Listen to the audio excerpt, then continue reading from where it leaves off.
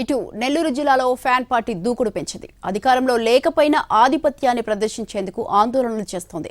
ప్రజా వ్యతిరేక విధానాలను ఎండగడుతోంది. అయితే ఇప్పుడున్న టీంతోనే ఎన్నికలకు వెళ్తారా లేక కొత్త వాళ్లకు అవకాశం ఇస్తారా అన్నది హాట్ టాపిక్ గా మారింది.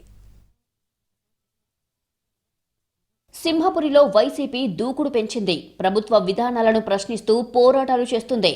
వైసీపీ జిల్లా అధ్యక్షుడు కాకాని గోవర్ధన్ రెడ్డి ఆధ్వర్యంలో ఆందోళనలు ముమ్మరం చేసింది.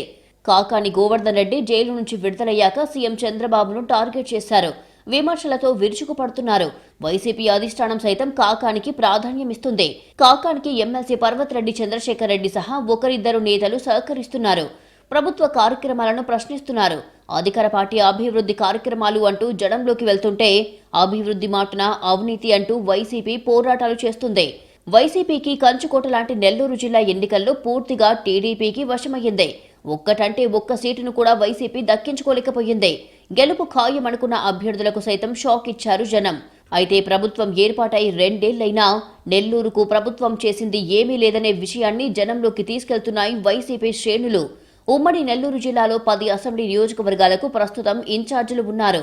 ఒక్క రూరల్ ఉదయగిరి నియోజకవర్గానికి మినహా అందరూ మాజీ ఎమ్మెల్యేలే. వీళ్లలో ఒకరిద్దరు మాత్రమే యాక్టివ్గా కార్యకర్తలకు అందుబాటులో ఉంటున్నారు. మిగిలిన వాళ్లు వ్యాపారాలు అంటూ నెల్లూరు టు బెంగళూరు తిరుగుతున్నారు. ఇలాంటి పరిస్థితుల్లో ఎన్నికలు అంటూ వస్తే ప్రస్తుత ఇన్ఛార్జీలందరికీ టికెట్లు వస్తాయా అన్నది హాట్ టాపిక్ గా మారింది. జిల్లా కేంద్రంతో పాటు సర్వేపల్లి నియోజకవర్గంలో మాజీ మంత్రి కాకాని గోవర్ధన్ రెడ్డి కార్యక్రమాలు నిర్వహిస్తున్నారు. సిటీలో ఎమ్మెల్సీ పర్వత్ రెడ్డి ఉండగా రూరల్లో ఆనం విజయ్ కుమార్ రెడ్డి ఉన్నారు. ఆత్మకూరు, ఉదయగిరి నియోజకవర్గం ఇన్ఛార్జీలు అందుబాటులో ఉండడం లేదు. అప్పుడప్పుడు ముఖ్యమైన కార్యక్రమాలకు మాత్రమే వారు హాజరవుతున్నారు మినహా మిగిలిన సమయాల్లో ద్వితీయ శ్రేణి నాయకులే కార్యక్రమాలను ముందుకు నడుపుతున్నారు.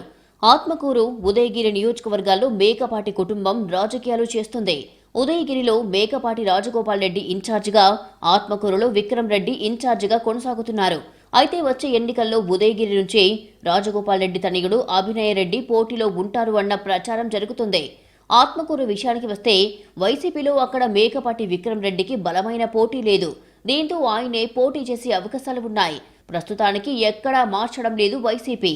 అయితే నియోజకవర్గాల పునర్విభజన కొలిక్కి వచ్చాక 1-2 మార్పులు